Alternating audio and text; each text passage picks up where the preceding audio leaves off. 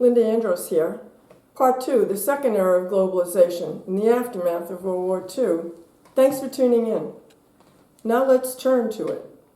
The Allies agreed to address all these destructive forces behind both wars. Each nation's drive for self-sufficiency, for economic nationalism. They realized cooperation was necessary to ensure a stable world order in a now much more industrialized world. So they went about creating a new liberal economic order, founded on the principles of free trade and capital flows and open markets, meant to end the economic nationalism, protectionism, and outright war. They recognized that the goal of self-sufficiency was a deadly illusion in a modern industrial age. Rather, to thrive economically, nations needed to cooperate, and that meant relinquishing some power and control over their domestic economies. Importantly, they now understood that since vital raw resources were unevenly dispersed around the globe, there was no practical way to divide them up, except by force or trade. And they didn't want to return to war. They wanted peace. So they came to the conclusion the only lasting solution was to return to free trade and open markets, what had failed to be achieved at the Paris Peace Conference in 1919. Over time, then, the pendulum swings back, and free trade once again becomes the dominant worldview to ensure peace and prosperity. Economic nationalism is now viewed very negatively. The New World Order starts when the Allies set up a framework for global stability. They set up the World Bank, provides loans to developing nations to help them join in the global economy, give them a chance for a share in global prosperity. They create the International Monetary Fund, the IMF, the lender of last resort for governments, for any government that otherwise would default on its debt and destabilize the global economy, just as Germany had done after World War I. They also set up the United Nations to maintain peace. Then in 1947 comes the first big trade deal. It's called the GATT, the General Agreement on Tariffs and Trade. It's multilateral, it's meant to break down trade barriers, it's legally binding on nations, open to all. It sets up the rules of road for trade in goods. It's meant to stop protectionist measures nations have been using. A big incentive to join was to get the lowest tariff rate for your goods. Then you wouldn't be shut out of export markets by higher tariffs than those enjoyed by other GATT members.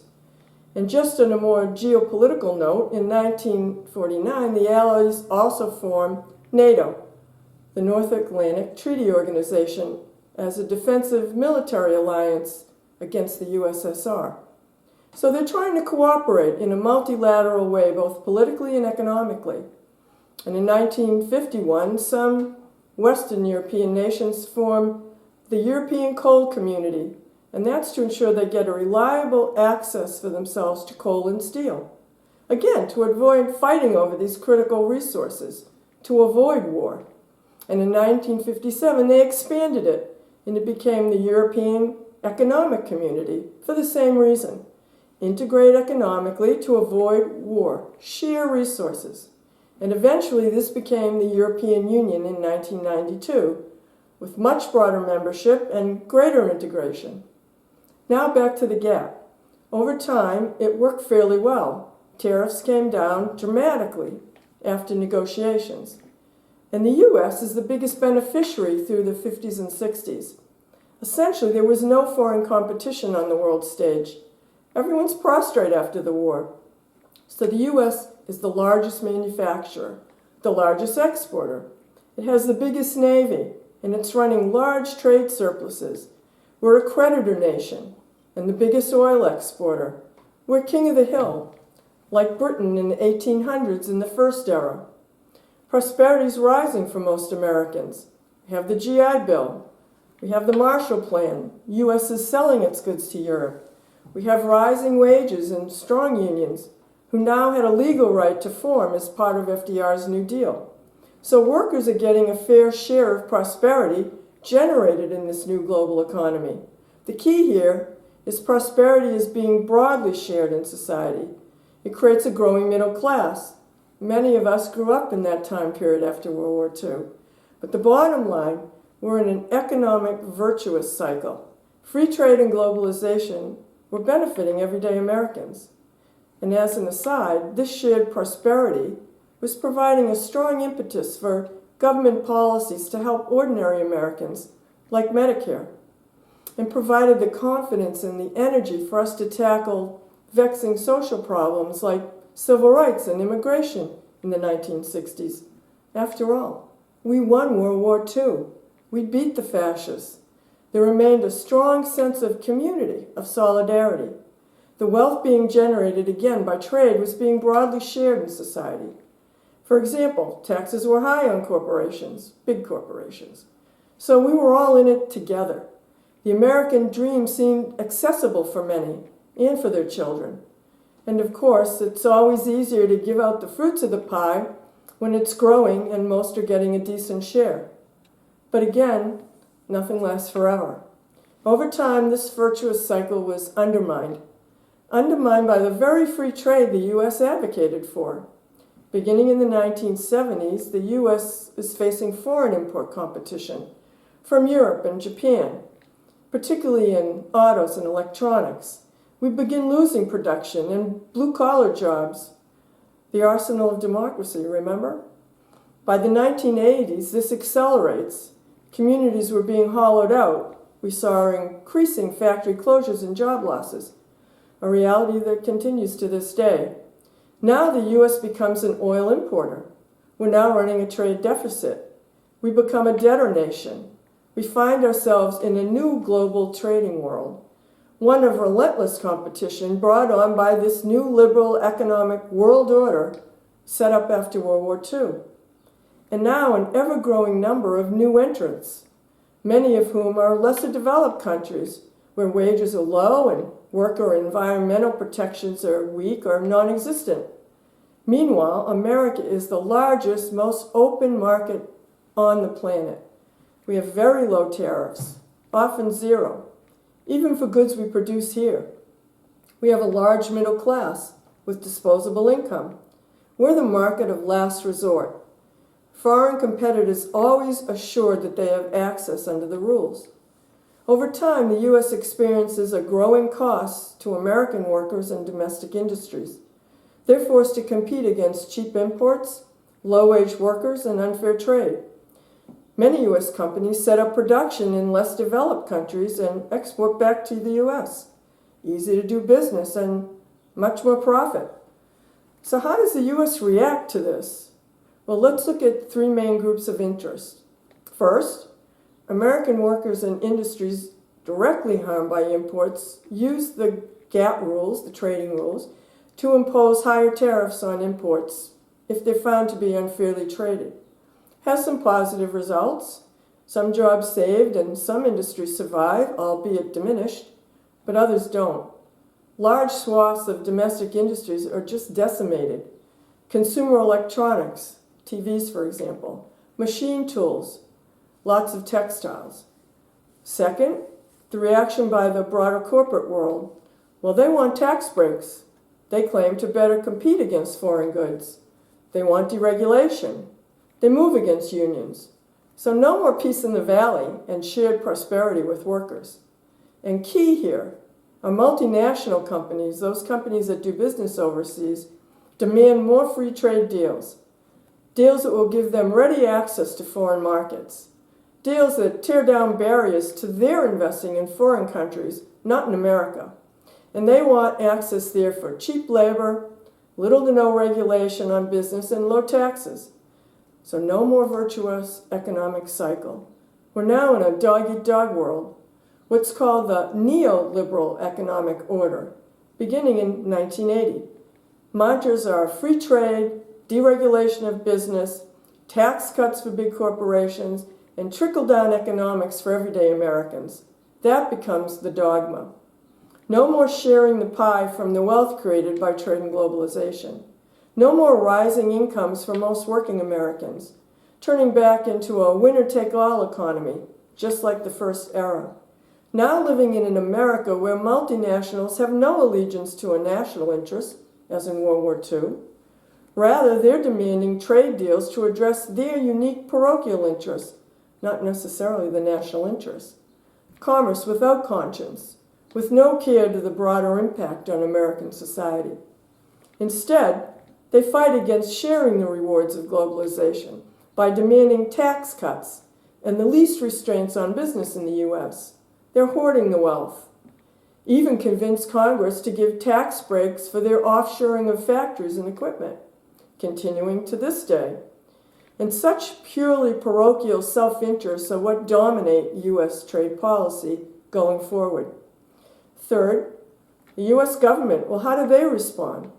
Well, they aggressively pursue free trade, still in the mindset that that creates the most wealth and can keep the peace, creating a middle class in many developing nations, beholding to a purely globalist view, a dogma that can't be questioned, always fighting the last war. They're okay with trickle-down economics, regardless of the accumulating costs here at home. Our government believes the downsides from trade are inevitable and worth the price of lost jobs and lost industries and hollowed-out communities. After all, consumers generally are benefiting from cheap imports. Over time, elites come to see manufacturing as expendable and the future in a service economy. And workers can just transition to other jobs. They don't quite appreciate the enormous changes being wrought, the growing trend to offshore, the rise of automation displacing workers with new technologies. Instead, we're entering into more trade deals as the best way to maintain global supremacy for the United States and our multinationals. A willingness to give away our market to keep other nations aligned with our geopolitical goals, too. For example, we need Japan with the U.S. in the Cold War, and now to counter China. Result of the 1990s, the U.S. entered into 2 huge trade deals that changed the landscape. But let's step back first. Our multinational companies are pushing for these deals to make it easy for them to offshore factories and businesses, disinvesting here. They don't want to face barriers from countries who are trying to promote and protect their own domestic industries from foreign Goliaths. And now other sections, like big banks and insurance, are clamoring for trade deals to cover services so they can set up shops overseas too. Again, looking after their self-interest. So with that background, the U.S. negotiates NAFTA in 1994. That sets up a trade bloc with lower tariffs than the GATT for certain goods, especially autos and auto parts, mainly to counter the onslaught of competition from Europe and Japan in autos. That way, NAFTA countries, the U.S., Canada, Mexico, combined, could produce autos more cheaply to compete. And this helps the U.S. auto sector, which is by far the largest manufacturing sector with the most jobs, and that matters to the entire economy, although auto jobs are lost to Mexico. And it's no surprise that NAFTA leads to vast offshoring to Mexico, with millions of lost jobs and disinvestment in the U.S., continuing to this day. Recall Ross Perot's famous line from his 1992 presidential run, warning if NAFTA were enacted, there would be a, quote, giant sucking sound going south. Because, of course, labor in Mexico was plentiful and cheaper, with few safeguards for workers or the environment. It's a much lesser developed country. And NAFTA provided nothing to promote labor and environmental rights in Mexico. Instead, it promoted purely corporate interests in a broad range of matters, even bypassing the courts of NAFTA members by setting up arbitration for disputes. It was very controversial. It barely passed Congress, but it really greased the wheels for offshoring production and jobs. And now under NAFTA, trade and services were covered, like banking and insurance. So it greatly expands the trade model, which had just been about goods and reducing tariffs and keeping in check pernicious trade practices like currency devaluation.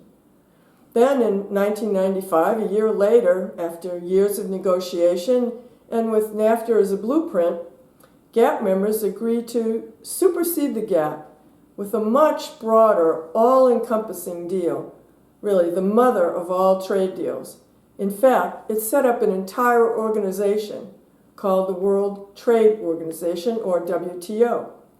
Within are a series of separate and binding agreements that go way beyond trade in goods. It too is multilateral and includes trade and services, like I said, and banking, and a separate deal for protection of intellectual property, like patents, and provides for arbitration of disputes, like NAFTA, to protect foreign investments. It's exceedingly intrusive on a nation's sovereignty. For example, each member is required to enact and enforce domestic laws to protect patents of foreign investors, taking away much control over your domestic economy than simply trading goods under the GATT. Over time, 120 plus nations sign on. It's the only game in town. Nations are in an unrelenting competition for global investment, export markets, jobs, and resources. And there are winners and losers, as in any competition, within nations and among nations. The WTO, in a nutshell, dramatically accelerates globalization. This results in accelerating job loss of tax revenue, and ever more disinvestment in the U.S. The key here, the enormous wealth being generated by trade and globalization, is not being shared broadly, as it had been for some time after World War II. Over time, discontent rises among the many not benefiting, but instead being harmed. And just note, this is happening not just here in the U.S., but in Europe and in other nations impacted by this unyielding global competition. It has a very real negative impact on many millions of Americans, and we see a dramatic rise in income and wealth inequality over the next decades. It leads to a growing distrust of political and corporate elites, Wall Street, economic experts, think the Davos Forum, can't seem to address the vast economic inequality, stagnant wages and living standards, and diminished opportunities for those millions left behind. Can't redress climate change, so it's not all peaches and cream. Clearly, we're no longer in a virtuous economic cycle. Instead, we're seeing the good turn into the bad. Lots of cracks in the facade. Next up, part 3, where the bad becomes the ugly.